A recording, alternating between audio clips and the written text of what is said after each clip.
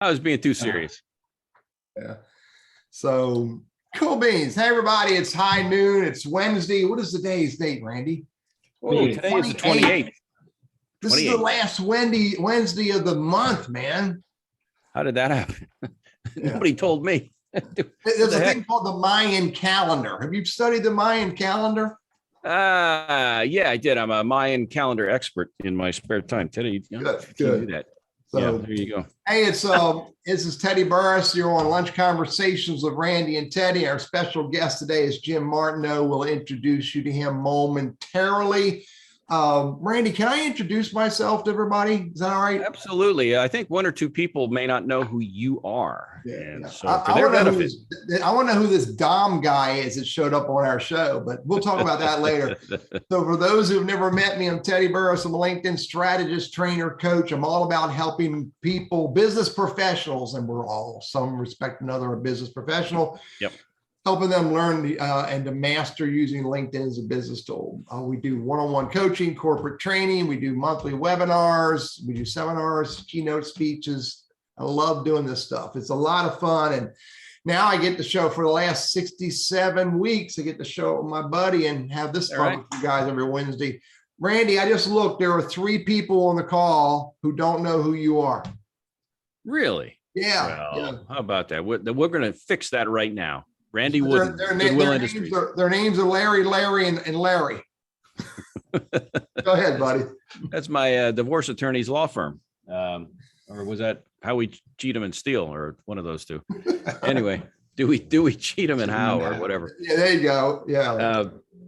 Yeah. Randy Wooden with Goodwill Industries of Northwest North Carolina. I run our professional center. Goodwill does 2 things. We do skills training. And so we help equip people with skills to better their lives, to be able to earn a better income and change careers. We also help people do a better job of the job hunt. And that's really my side of the business. And that's what we do here. We help them with their job hunt. It's free. So we work by appointment. Just reach out to me. But I tell you what, I get asked a lot. So Randy, so you're a recruiter, right? And I say, well, in a prior life I was. But let me tell you what I do and how that differs from what a recruiter does. And so today will be a good example about understanding the differences. And if you're a job hunter, where do you want to invest your time? And if you're a recruiter, how do you go about finding the talent to fill openings? So I'm excited. Jim Martineau's joined us today. Today, I'm going to turn it over to you. But first, I monitor the chat box over here, the chat box, not the Q&A. You don't pay attention to Q&A? I don't. Look at me. Yeah. Do you think I can handle more than one thing at a time? Think about that for a minute. So, good point. All right. So I may. So keep an eye on the chat box if you have a question, a comment for Jim, or just the way that Teddy's office is laid out and his phone and all that. Just let us know. I'll try to work those in, and let us know also where you're watching us from. That'd be a big help. Teddy's going to put his phone on do not disturb. So I think Teddy, I'm done. I'm going to turn it over to you. And have at it, man. It's going to be a good show today. All right. So our special guest today is Jim Martineau. I connected with Jim and his business. Wow. I bet you it had to be back in 1999, back when I was in the IT industry, working for an organization in Winston-Salem, North by God, Carolina. Jim's business is Martineau Recruiting Technology. They've been doing it since 2004. Jim, I think it was back in the early days when you guys were getting started that I connected with you guys. Yeah, no, I think it was. Yeah, you actually predate my time here. Put it that way. Yeah. He's old. Teddy's old, man. I tell you, he's been around. But I use all of Olay. So Jim, rather than me tell everybody who you are as an executive recruiter and general manager of the group, do the group a better result and introduce us to you. Okay. Introduce you to us. I appreciate the opportunity to be on your show and talk a little bit about kind of some things that I'm passionate about. A little bit about who I am. I'm one of 3 brothers and partners in Martineau Recruiting Technology. I'm the youngest brother, and therefore I am forever the junior member of the team. I've been doing this for about 17 years. Prior to that, I had a completely different career in engineering, actually in IT and doing consulting work. and came into the family business as an opportunity to get off the road, spend more time with my family, and more importantly, work with my family. This is a business my dad started 41, almost 42 years ago. And my brothers took it over in year 2000. So I've been working with them for 17 years. So as an executive recruiter, I also run the business side of things, the operations side of things. But as an executive recruiter, I take a little different role. I'm very much what we refer to as a 360-degree recruiter. Instead of me being the people that goes out and talks to a client and gets business or just recruits people, I do all of that and kind of manage all those relationships. So that is, being on the phone and doing all that kind of work wasn't my area of expertise. It's something that I've kind of grown into. But one of the things that I enjoy, I think, Teddy, like you seem to enjoy, is helping people. Whether in good times or bad, being able to connect with people, identify what they're trying to do and how to get them there. Whether I help them directly and find them that job, or I help them indirectly and maybe giving them some additional information or tools that allow them to achieve their goal or change jobs like that. So that's a little bit about kind of who we are, who I am, and kind of where I come from. Yeah, and you guys are a Winston-Salem, North Carolina-based company, and you're doing work way beyond what's referred to as a triad. Yes, yeah, without a doubt. We work nationally, primarily. If you looked at it, you'd say vast majority is North Carolina, and then kind of beyond that, East Coast. Yeah. Hey, Jim, you touched on sort of how you got into the business. There's a certain level of passion that all of our guests have for what they do. And I'm always curious as to the why. What was it that prompted this, that keeps the fire going, so to speak? You've been at this a long time now. And what's the why for you? The why, there's a couple of things. Yeah. This is a business that I knew about for 24 years before I ever got into it. It was a business started by my dad. I come from a big family. So family and that connection is important. I was at that point in time, I was in a spot where I was helping somebody else build their business, and I enjoyed it, but I was traveling, and I said, I really don't want to do that. I want to spend more time with my family. And I had an opportunity. I just come off a 3-week vacation with my family to Europe, and my brother said, "Hey, how would you like to join us and come on board?" And I went, "You know what? Let's do that." He said, "Well, what are you thinking about?" I said, "We'll figure it out." And that was the point where I said, "Let's make a transition." So, in some ways, a big transition that was just really over a couple of adult beverages when I had just flown back from Europe for 3 weeks. So probably not the best time to make a life-altering decision, but I'd do it again. So, take it with a grain of salt as far as my advice. So that's a little bit on the why. And it was something that I knew I was going to be challenged, but I also knew that I could do it because my brothers have been able to do it, and my dad, and I had a good support system behind me too. Yeah, and I bet you have so many stories over the years about how what you have done has impacted people's lives, not just the person that you may have placed, but their family. And a lot of times when I talk to people in their job search, that's one of the things that they look for beyond the dollars is how am I impacting others and what influence do I have on them? So good to hear that. And that's awesome because recruiting is a tough gig. It really is it's a tough gig. And if you don't have the heart and the stomach for it, you're going to find another line of work. So Teddy, let me throw it back to you and kind of get this party started. All right. Yeah, I'm good stuff. Good stuff. Yeah. So Jim, your business you're primarily in the technology space. That is our focus. Yeah. But you're also not just about, helping people go find a job. You're about getting them into that role in an organization in different ways. And it's, whether it's a direct placement or a contract. Now, contracting, when I hear people talk about contracting, those who don't understand it don't want anything to do with it. Yeah. It's like marijuana. Okay, wait a minute. Let's go to another analogy, but they don't understand it. They want nothing to do with it. Can you help talk a little bit about the benefits of contracting? Yeah. One of the things that I look at, that people view our business, and especially somebody who maybe doesn't understand it, and there's a good reason, but they understand, they kind of look at it as very transactional. Hey, I need help get me a job. Can you help me? No, can you help me? Can you help me? And honestly, that, I look at it as it's a little bit more than that. And look at it as, hey, there's a process. And believe it or not, and I was speaking with a group of executive MBAs a couple of weeks ago. They're just getting ready to are going to be graduating. And one of the things we were talking about is, why would you ever establish a relationship with a recruiter? So these are people that were already well into the career, but some were looking to change jobs or change careers. I want to get into engineering, and I've been in sales and marketing or whatever. So the thing is, if you establish a relationship with somebody who you feel like, hey, they get me, they understand where I'm going, that's somebody that you're going to be able to kind of pick their brain later. Why contracting?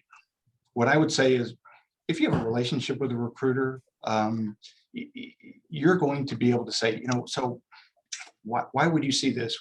I have reservations about this. Why would I do it? To me, I go back to an old adage my mom used to just hammer into me, of like, basically it says, if you don't know where you're going, any road will get you there.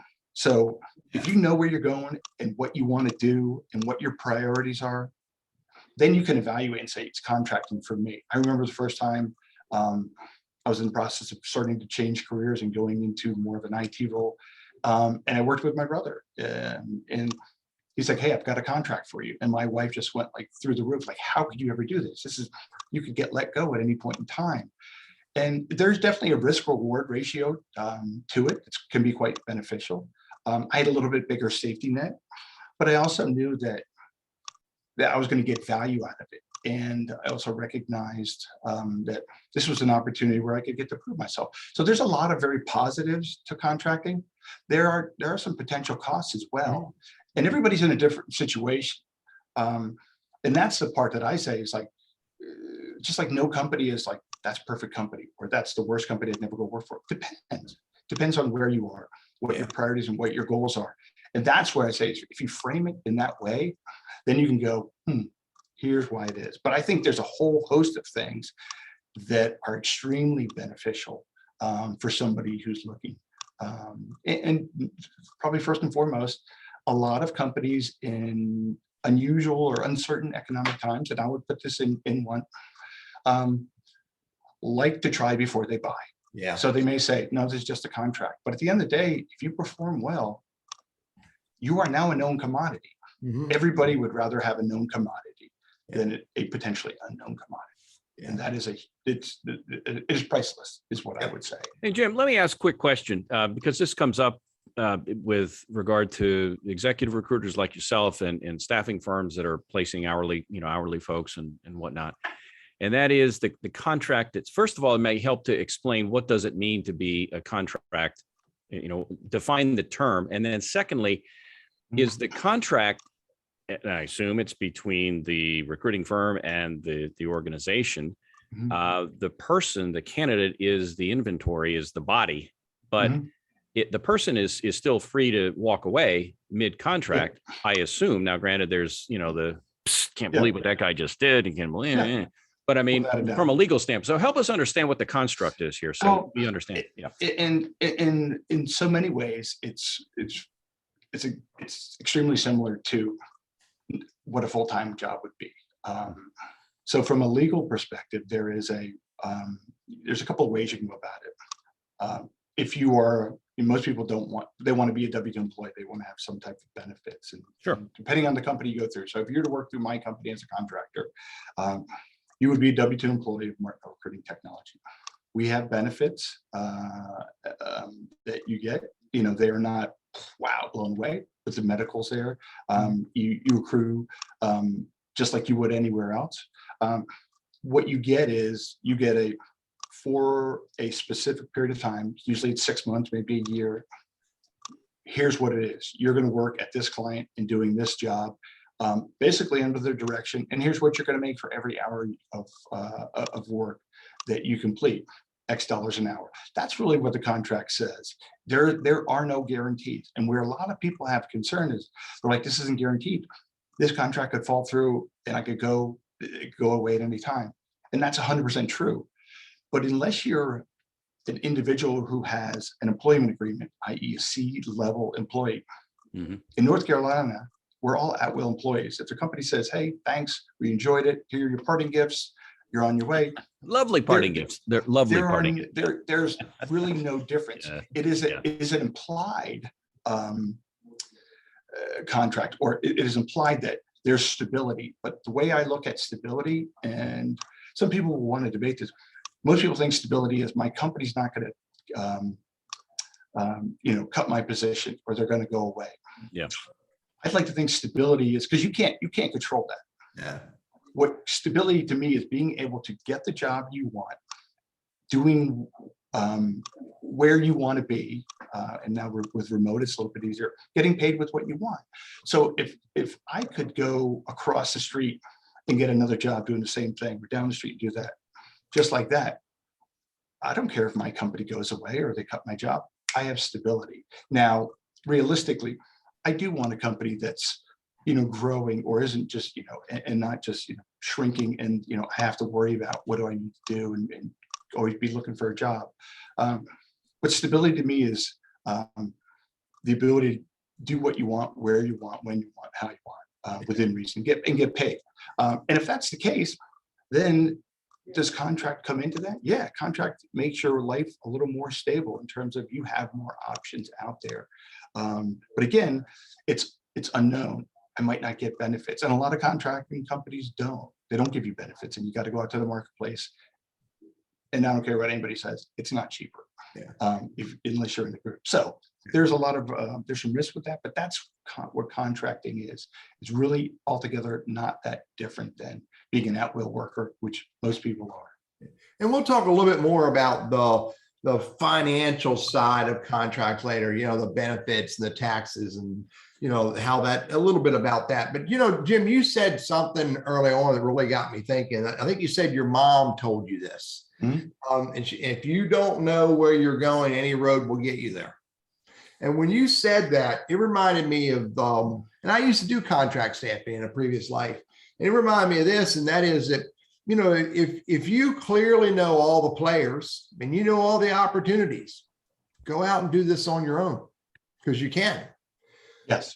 But if you don't know all the players and if you don't know all the opportunities, wouldn't it be worthwhile to consider, Randy, I'm going to remember this term here in a minute. Would it be worthwhile to have someone guide you, someone help you, someone help open doors for you? And that's where, executive recruiters play a huge role. Thought? Yeah. I mean, I'll take that. I mean, I think, again, it's, you go to a doctor and you get a checkup, right? And on the, kind of looking at down the road, I'm probably going to need somebody to take care of me. And if I've never been to a doctor and I have an emergency, I've got to go to the hospital, spend a lot of time, spend way too much money. Maybe I don't get the right care. I don't know. So it's an investment. With 100% is an investment, just like networking is. And that you know this better than anybody with LinkedIn. If you don't grow your network and you go, I'm good. And I've got a friend of mine who I worked with for a number of years.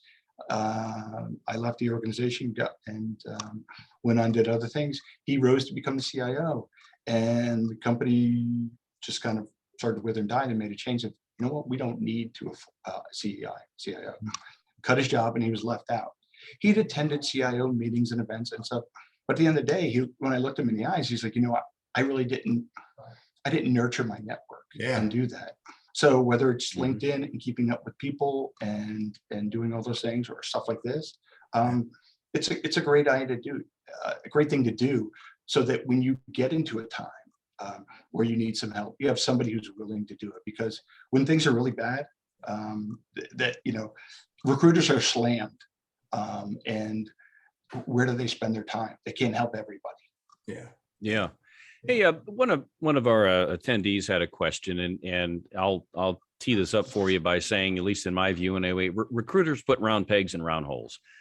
you can't take me and place me as an IT executive or as a programmer, because I can't even spell programming. And so while I may be a great guy and have great personality and I can learn stuff, they're paying you to put needles in haystacks. They're paying you Yes. to make that right fit. And, one of our attendees has kind of a situation. We don't want to get into a life story here, but the idea being that a nice chunk of his career has been in engineering. Another nice chunk has been in leadership. So he's kind of this hybrid. Yep. And to use a baseball term, he'd be that utility player. He Yep. could play a number of positions, but in your world, the round peg, round hole world, where you're looking for specialization, Yeah. I assume, how do you deal with a guy like that? What can you tell him? How should he present himself? Because he's not the only one who's morphed over the years in terms of job content or industry. Yeah. Yeah. You're exactly right. I mean, it gets a little easier over time, but one of the most difficult things that I had to do, besides making cold calls and learn how to do that, was telling people, look, you don't fit. And at the end of the day, and this sounds, very draconian, but he who has the gold makes the rule. If my job, and I work wholly on commission, so if I don't place that individual or into a permanent job or get him as a contract, I get zero money. So I have to make the decision about where do I invest my time? And my time is, I'm writing a check and saying, I'm going to put it in here because I think that's a good return. So when people say, hey, I know I've never done that, but I can learn it.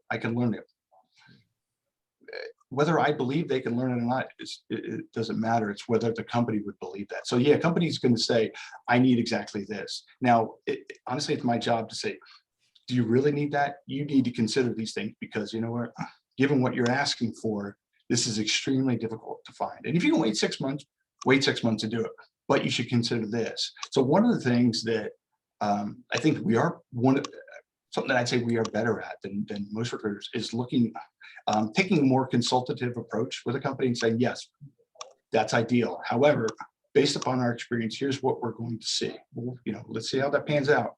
But would you consider taking somebody from this, or this? So there's some flexibility, but for somebody who has multiple different things, background, where do they go?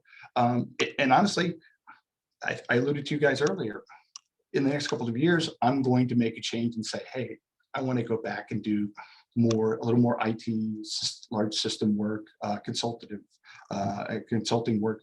How do I make that change? Yeah. I'm thinking about that 2 or 3 years ahead. How do I do it? I can go and reestablish some relationships, help some people on the side.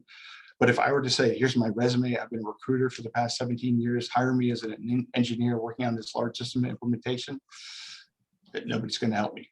But they may go, hey, like you want to be a recruiter for us? And I'm like, no, I don't want to be.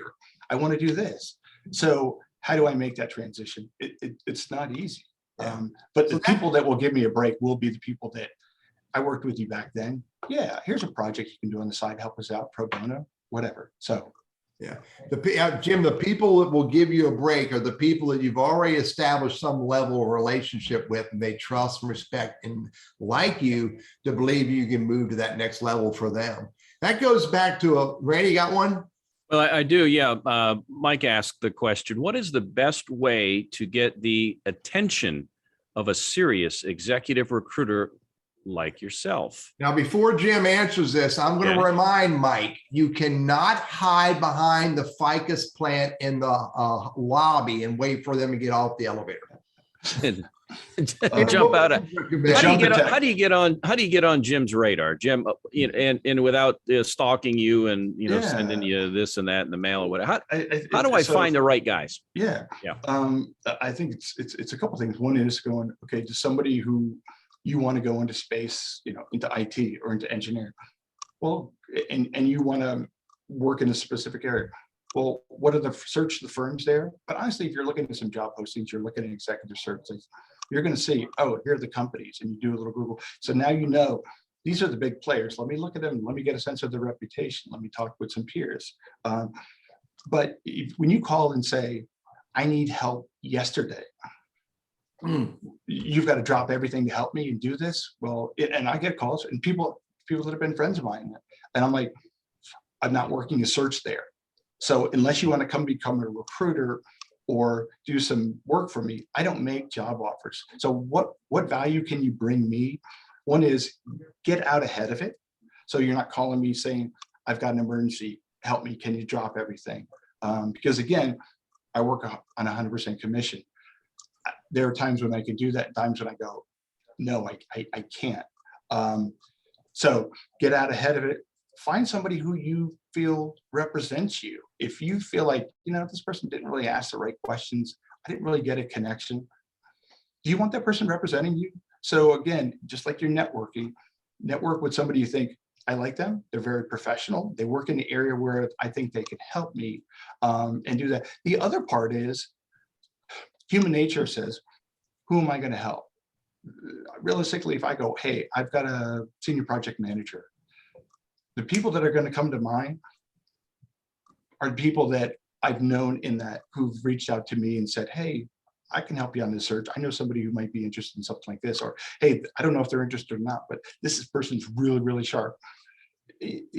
Some people go, if you use the one hand washes the other analogy, people or phrase, people feel like, again, very transactional. Yeah. But at the end of the day, if your neighbor came over and helped you with something, and some work and yard work and unloading a truck, and then you saw him have some work, you'd probably be more than likely to at least consider, I'm going to go over and help him. That's human nature. That's not me going, oh, I owe him and I have to pay him back. So those are simple little things to say, yeah, but they require upfront investment of time. And Jim, that's the hard part. I'm going to do the break here in a minute. I tell everybody who says, Teddy, how do I work with a recruiter? I say, you don't want to work with a recruiter. You want to get to know a recruiter by helping a recruiter. The moment you start helping recruiters, and we can all help in lots of different ways, and it doesn't need to be weeding your flower beds, but it might be weeding your flower beds. It can be just what you said. Introduce me to somebody who's relevant to the searches I'm doing right now. That is immense help. It's gold. Yeah, it's absolutely gold, because that guy may not be the right person today. Todd just 100% echoed that he agrees with this. That guy I introduced you to may not be the right person today, but he may know somebody who is. Back in the day, we used to call them centers of influence, COIs, and that's what we called them. And these were the kind of guys who were kind of happy in their job, but they were the ones who, you think back in high school, who wanted to be part of that in crowd, wanted to know what the gossip was and all that. And when I was a headhunter, I had a lot of these centers of influence. And I'd reach out to them, and they loved getting those calls because it felt like for them they had value. Yeah. But also when it came time for them to start looking, they had guys like me and others like me that were on my radar.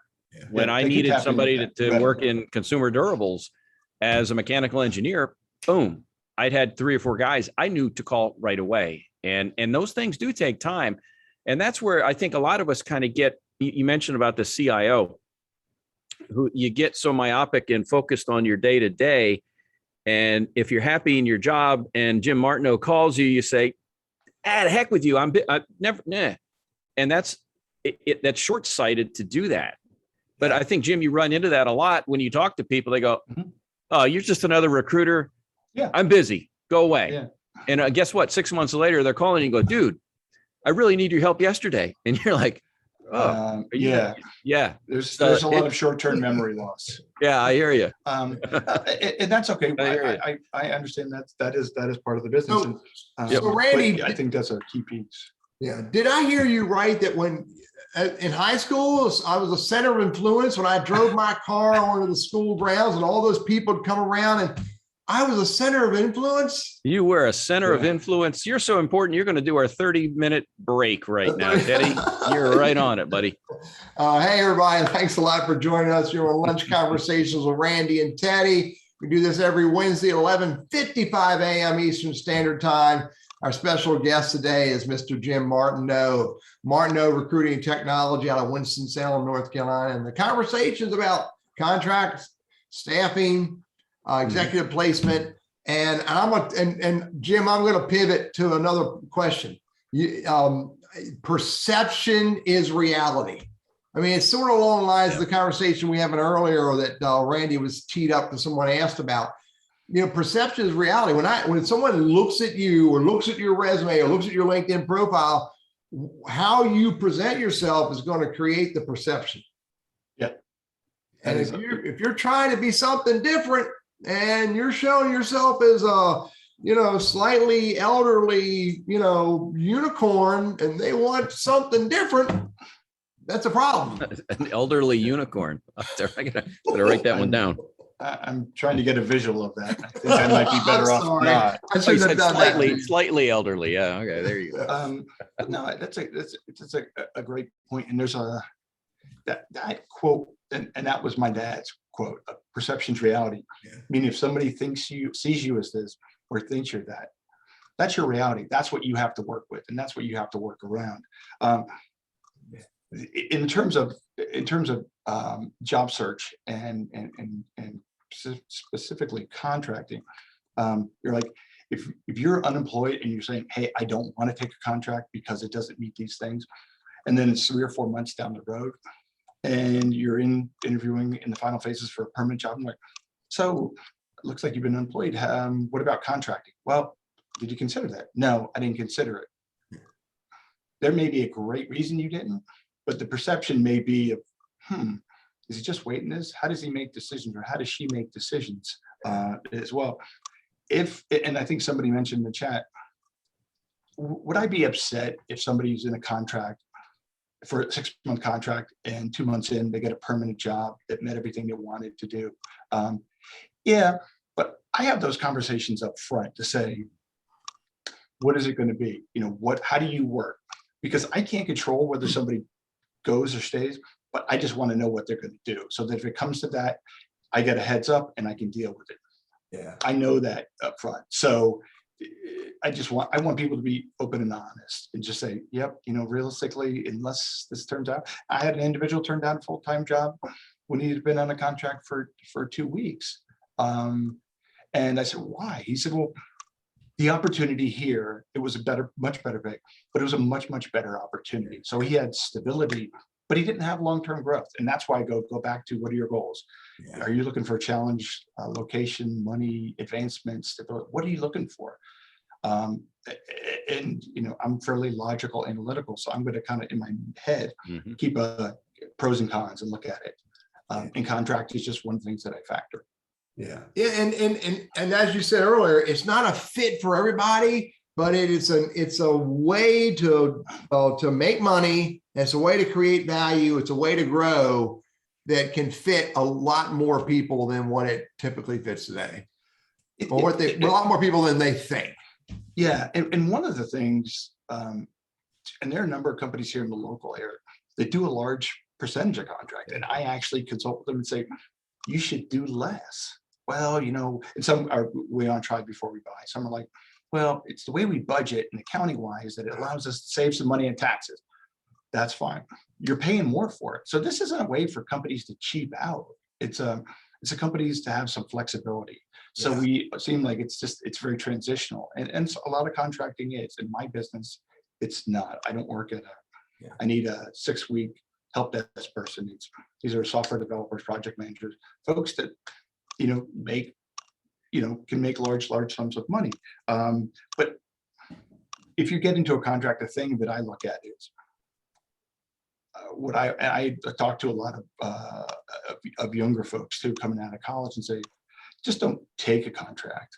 Look at it, go, hey, I'm waiting for a job. And had an individual who's waiting for I'm waiting for the right job. And I said, well, if you take a job over here into a company that has a lot, you know, significantly a larger opportunity for advancement, you get in to prove yourself and to work hard, show what you can do. I wouldn't recommend doing it into a company which was just kind of a mill, and you're going in and you really didn't have that opportunity. So the right company, the right job, doing a contract, you demonstrate it. And honestly, my wife worked at a company for 26 years. She started as a part-time research assistant on a grant, and worked her way up to senior vice president before starting her own business. So right company, right opportunity, get your foot in the door. And then you got to work hard. And people are like, yeah, why would we go out and hire somebody? It's companies don't want to have to spend time hiring if they can just pick somebody up and move. No different than I tell people, why would you ever change jobs if you could get everything you ever wanted and sit in the same seat? And I keep telling my wife every day, I said, babe, if you can just change the business model of how you pay me, I will probably stay longer.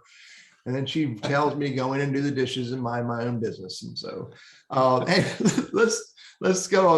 Let's talk about something else. So contracts, there are lots of flavors to contracts. There are 6 months and you're done.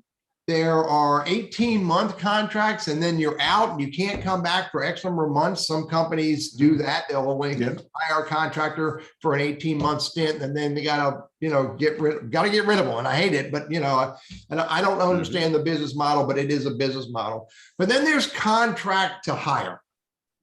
Okay. And contract to hire is sort of along the lines of sometimes they refer to it as a try it before they buy it model. Sometimes it's not try them before you buy a model. Sometimes it's verify that this project is sustainable and can be successful before you go full time. Yeah. Talk a little bit about contract to hire, Jim, and how some of the things that you make a couple of great points. I think one of the keys, because most of the folks we contract with, contracting is not our default. I'd rather do a direct hire. One is you work for a company, there's less risk that you decide that you don't like it and decide to leave. You get full-time benefits, all that. I get paid sooner. So it's a win-win-win in my book. In the contracting side of things, we'll do a lot of contracting where it is not contract to hire. But if somebody comes and performs well, they stay on. I haven't looked at it in the past year and a half or so, but we've had contractors stay with us for 10 years. Contractors who probably now 6, 7, 8 years as well here in the local. And now these folks are at a fairly high level, and sometimes companies will say, "Yes, I'd like to hire them." And we work with the individual and say, "If you want to hire them, that's fine. I'm not charging you; it's free," and be able to do that. But at the end of the day, the question that needs to be asked is really intent. So companies will say, and I've talked to a lot of people that go, "I've got a contract coming up, and it's going to be a 3-year contract." Oh, so it's the government. Okay, when's the contract going to be renegotiated? Well, it's probably next year. So it could really change. So the intent is one thing. And if you ask someone, they say, "Well, I'm going to give you a year contract." You're like, "Well, so what is that based upon?" "Well, we've got this project and here's the funds.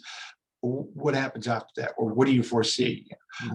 When you ask people about, like, "Tell me what you think and what you think I should do. How should I look at this?" You get a much more candid answer, if you will, to say, "What's the intent?" "My intent is I'd like to keep you here over a year. I don't know if I can do that. And if something happens, I'd actually like to bring you full on. I just don't have a head count to do that." So when you ask about the intent, someone's response is going to be a little more authentic, I find, because it puts the onus back on them of like, "Yeah, I know I said this, but here's really what my crystal ball looks like." So understanding the intent will tell you about, "No, this is a little too loosey-goosey for me. I'm not sure that this works. And maybe I want to do something else." So that, I think, is a big thing. But how often does it go from contract to perm? When maybe it wasn't intended to. It varies, probably 10-20% of the time. And I would say when it's a contract to perm, we typically do it over a 6-month. What I tell the company is it's a two-way street. You may not want to do it because you want to try before you buy, or a lot of cases, I just want to finance the fee and pay you an hourly rate. But it's a two-way street. When somebody comes back in 6 months and goes, "Hey, I'd love to come on permanently, but I'm going to need more money, or I want a better title, or I want more something else, and I want to renegotiate." Again, we have conversations up front to minimize that, but I don't control anybody. So if people recognize it's a two-way street, it tends to work a little bit better. That and understanding what the intent is. I like that. That's a two-way street thing, Jim, because it really is. And when all parties involved understand there's a two-way street, and when all parties involved are as transparent as they can be, it makes the relationship way better. I mean, here's a candidate who's a highly sought after candidate, and he's like, yeah, I'll take your contract. I'll do that for 6 months. But they're not being totally transparent, and they've got another idea up their sleeve. They just want, a stopgap role. And then, when the candidates and the companies can be as transparent as possible through the staffing firm or the executive recruiter to each other, man, I believe that you would agree, it makes this so much more rewarding. Yeah, and the one additional thing I would say is, if you're in a contract to perm situation, the way I do it is upfront. I say, in 6 months, the intent is in 6 months or 6 months or beyond to hire you as this title with this salary, and then do that. So when it comes back around, somebody can say, yeah, I want to do more, but that was what we put. It's not legally binding. People get concerned. Oh, I limited. No, that's just saying that's what your intent is. It's not legally binding at all. But it significantly reduces the chances that somebody says, hey, we get to the end of the game of golf and go, we never talked about how much we were going to bet per hole, but how about we make it $10 because I really beat you up pretty badly. All bets on the first tee. Understand kind of what you're getting into. Hey, I want you to address or dispel a myth about compensation. And Don posed a question that kind of spurred that thought on. It's the one, and you probably can see it, Jim. Does the client company pay you, Jim, directly, or do they pay the what I'll call the employee or the candidate? Yeah. So they pay you, and then you in turn correct. Candidate. Okay. They are either an employee through me. So I have a contract that says, here's my base contract with the company, and now here's an addendum 1 page that this person, same as I have with the contractor, from this time to this time, this person's going to work under your responsibility at this many rate. And so money comes to me and I pay them. If they're on W-2, they get paid every 2 weeks. And honestly, most 1099 or corp stuff is paid in the same fashion. So here's the myth buster or confirmation or whatever you want to call it. And it deals with, okay, I'm a direct hire employee. I've been there for years, but I'm making $20 an hour. It's round numbers, right? Yep. So we contract through Jim, and he brings in, Teddy. Yep.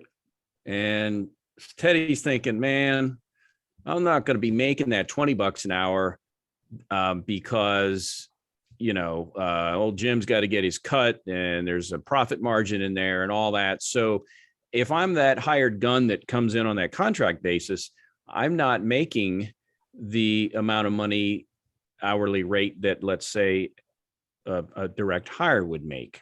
So that's a concern, that basically, even though I don't pay the recruiter, I'm not making as much in terms of compensation and benefits as somebody who's a direct hire full-time employee. Yeah, well, that's great. So I use the analogy of the pie, right? There's a pie, and that is the hourly bill rate. That's what the company says. For every hour of work, we paid you $30. Where does the pie go? Well, piece of pie goes to me. Piece of pie goes to the employee, the contractor.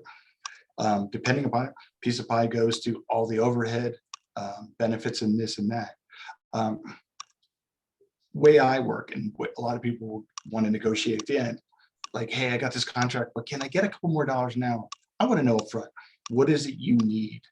In my world, contracts should pay better than being a permanent employee, because there's a greater degree of risk. Because you don't get 2 weeks of vacation. For the first year, you get 0. After that, you get a week, and then you get 2 weeks. So all the benefits, very, very happy contractors typically have a spouse who has benefits, and they never want to become a permanent employee again. So for me, I use a rule, depending on what it is, 15 or 20% higher than what so if somebody, and again, my folks folks are working for me, it's $100,000 a year if they're up to their W-2, if that's what they work on a permanent basis. So they're going to make 115, 120. But again, they don't get insurance through me. Or if they do, I just say, well, I'm going to take $5 off an hour or whatever the cost is. So I tell them, if you want insurance, this is your bill rate. If you don't want insurance, your bill rate's this plus this. and they get to pick. And again, I've got spreadsheets that show here's where you are permanent, here's where you are on a contract, how does it break out hourly, and so people can compare it. But I don't want to do. I'm going to go a little bit overboard because I don't want somebody leaving a contract of mine to go somewhere else for a few more nickels an hour. If they go to a permanent job, that's something I couldn't do for them. But nickel and diamond people over the long haul, it doesn't pay well. Well, and then too, the employer's got to turn around and say, okay, or we need to find somebody else, and Jim's got to go out and surface another candidate, and now you've got that downtime while you're going through the onboarding and all of that. Yeah. But you make a good point. I had a client a few years back. This guy had skills that were in such great demand that he was getting calls constantly, and he said one of the things that he liked was the variety. So he could be somewhere for 12 months or 18 months, whatever, or less, and then go somewhere else and work. And it was always a new it was a new challenge. So for him, it just recharges batteries a lot. And he wasn't there to have to clean up things after the project was done. He can say, hey guys, here you go. I'm out of here. Have a nice life. I probably wouldn't say that in an interview. Well, and there's a tremendous amount of truth for that for a lot of people. Some things that I've found to be true are people that enjoy long-term contracting don't enjoy throw whatever you want into the politics. I don't want to get caught in. Give me direction. I like doing the work, and that's what I want to do. And so, therefore, becoming a permanent person, I've got a person like that, and he's worked at the same company for 9 years, more or less doing the same things. So, but it's a little bit of a mindset that they do that. But yeah, honestly, the reason I got into contracting first before I ever did this was I wanted to get some additional experience outside of kind of engineering, manufacturing, and IT. And I figured out, when I'm in a job about 1.5 years, I'm kind of starting to look around like, okay, I've come up to speed, whatever. I last about another year. Every 2.5 years, I was like, all right, I'm done, check. And so I'm not sure why I've stayed here, but so that desire to continue to change. And understanding of what you want. Again, what are your goals? You want to be able to do that. So by leaving, if you leave a job every 1.5 years as a permanent employee, people are like, you're a job hopper. In IT, and nowadays, it's not as bad, but some companies are still very old school. If a contractor, you change job every year, you're a good contractor. Look, you stayed 1 year. So they look at length and duration. If you're always 6 months, 6 months, 6 months, they're like, and you're in demand too, Jim. That's the key, is you're in demand. It's not as though you've got 8-10 month gaps between contract assignments. So if you're in demand, you get to call the shots. You said whoever has the rules makes, or the gold makes the rules. The gold makes the rule. Yeah. There you go. With added doubt. And there are definitely things, there are people that call and say, hey, what's hot? I want to go do that. I'm like, well, to transition, say I'm going to pick up and learn a completely different language or skill sets and become extremely skilled at that. There's a handful of people that can do that, but really find the area in which you like to do that you feel if there's growth, and then do it. But honestly, technologies from 30 years ago, you could be a contractor doing COBOL and writing, assembler, and you work from home, and those things don't go away. Yeah, and you can do contract work beyond IT. I mean, there's contract CIOs, there's contract sales trainers, there's contract sales managers. And you pick it, there's contract everything. Yeah. I mean, if you talk about the gig economy and people doing hourly, this is just in between everything else. That I think contracting it's more stability. When people say, I just want to hire somebody for the small project. Well, how do you know who that person is? How do you even vet them? Contracting is being able to say, I can work 2 part-time things at a time. And in theory, you could be a contractor, take 6 weeks off at the end of the year and start a new contract and make just as much. All right, Jim, right. I'm gonna put you on the spot. You may not be fortunate to have a crystal ball. Okay. I do. It's just broken. Oh, okay. Well, maybe I got to still challenge you a little bit.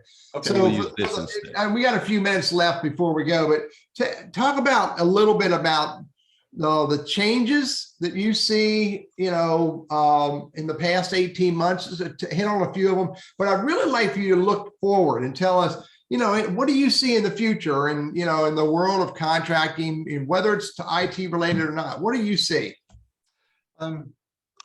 the past year and a half has been an interesting one. I mean, personally,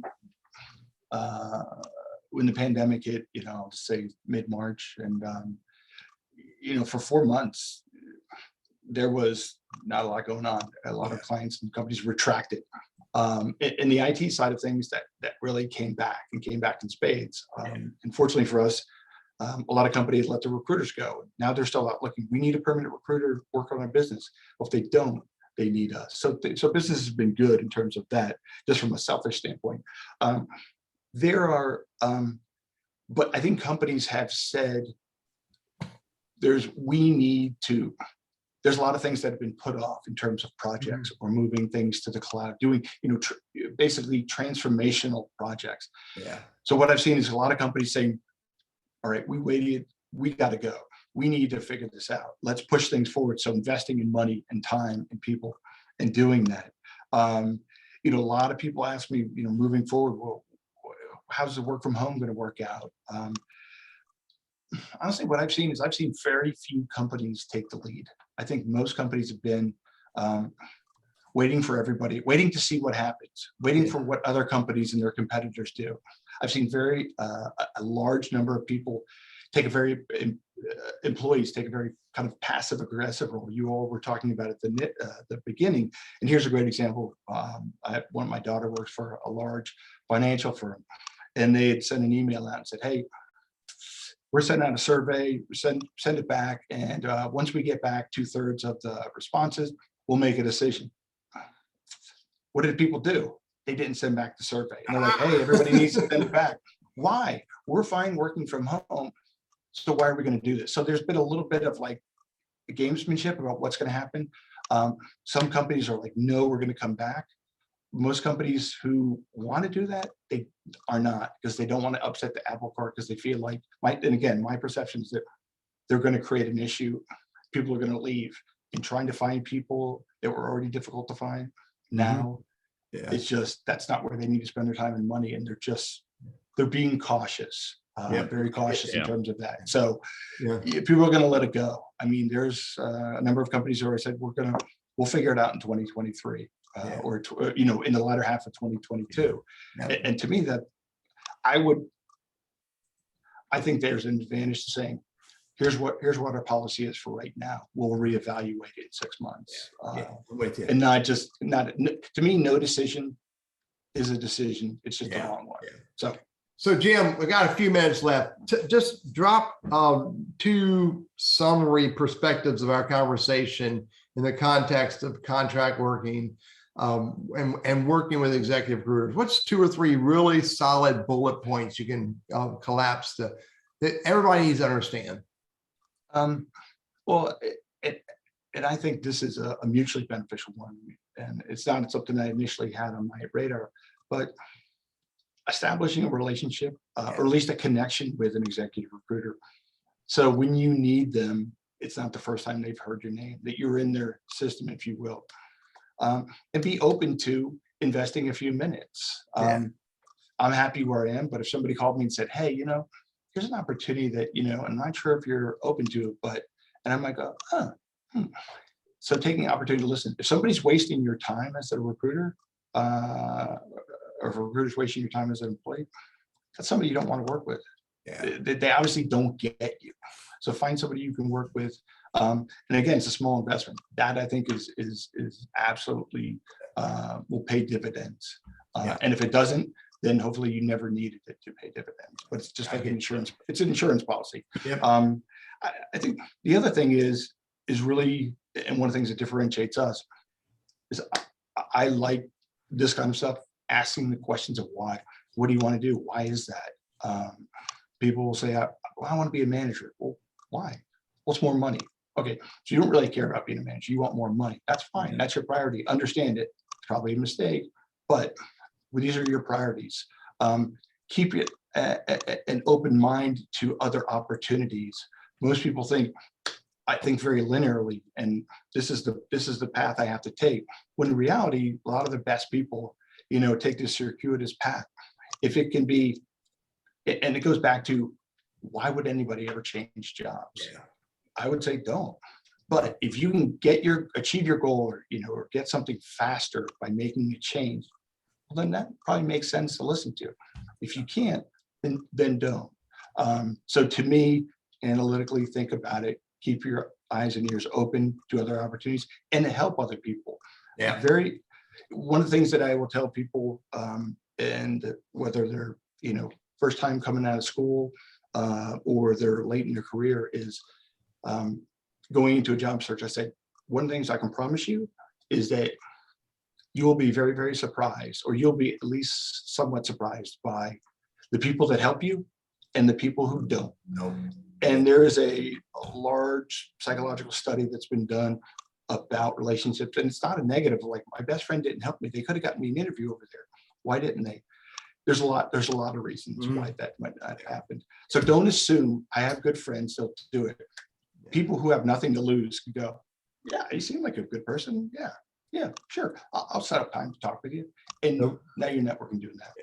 The guy who did not know me well at all, but knew me, and I asked for an introduction via email to someone else, and he messaged me back. He says, it seems like a benign introduction. I'll make it happen.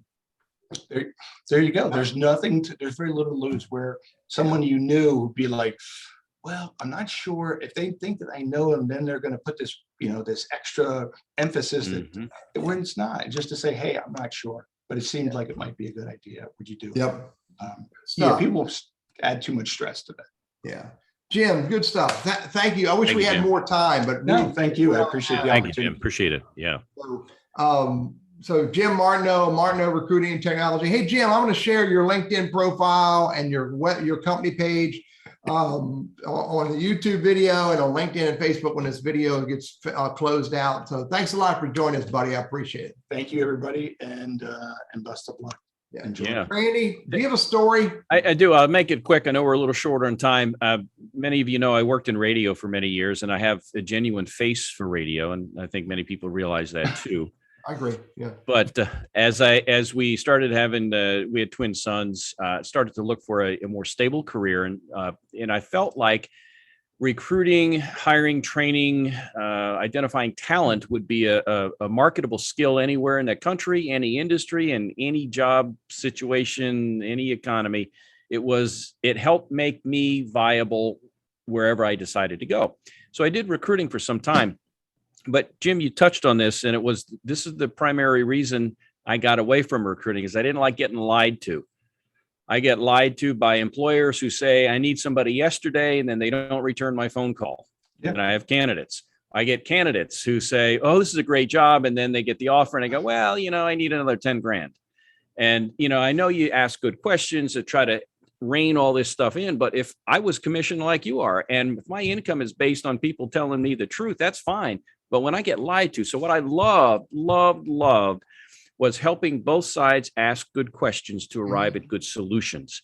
And the more I did it, the more I found that I liked working with the candidates to help them figure out the game plan and leave the recruiting piece to guys like you who are playing both sides of this thing to make sure it comes together. Let me help that job hunter who really is not a pro at changing jobs. And for me, that's been very, very fulfilling and rewarding over the years. So I'll leave it at that. But man, God bless you, man. I'll tell you that work is one of the toughest lines of work, because you got to sell everybody on doing business with you, from the company to the candidate to everything else. And it can fall apart in a heartbeat. So, yeah. Randy, I'll do my quick little story, and then you introduce our special guest for next week. You bet. Here's my quick little story. It's more of a tip than anything. Know the professionals who play in your sandbox. You need to know these people. You need to know the executive recruiters. You need to know the executive staffing firms. You need to know these people, because if you don't know them, you're missing out on ideas and opportunities. Fact. No ifs, ands, or buts. Fact. Yeah. Because not every job is listed on Monster, Career Builder, Ladder, Simply Hired, or LinkedIn. So that's true. That's true. Absolutely. So hey, next week, Karen Sigmund Smith of a Legacy Federal Credit Union joins us, not to pitch the credit union. So don't think that, but that's where she works. But it's really more to talk about wellness during the job search and beyond, not just financial wellness, but also health, emotional, physical, and so forth. Because if you're not taking care of yourself, how are you going to take care of others? And the job search is very stressful, as we all know. So we'll get some pointers from Karen Sigmund Smith. So join us next week. That'll be the first show in August, Eddie, August 4th. Join us at 11:55 for Behind the Scenes. And then we go live at noon. And we'll learn a lot about stuff that we don't know about right now. How does that sound, Teddy? Absolutely, buddy. So, hey, if you know anybody else that could, enjoy these conversations, you know somebody else with a topic that we would want to share, please let Randy and I know. I'll share Jim's contact information on LinkedIn and Facebook and on the YouTube video because I'm getting that request. Thanks a lot for joining us, Jim. Again, thanks, buddy. Thank you, Randy, gentlemen. Thank you, sir. go out and make people happy, buddy. Have a great week, guys. Take care. You enjoy.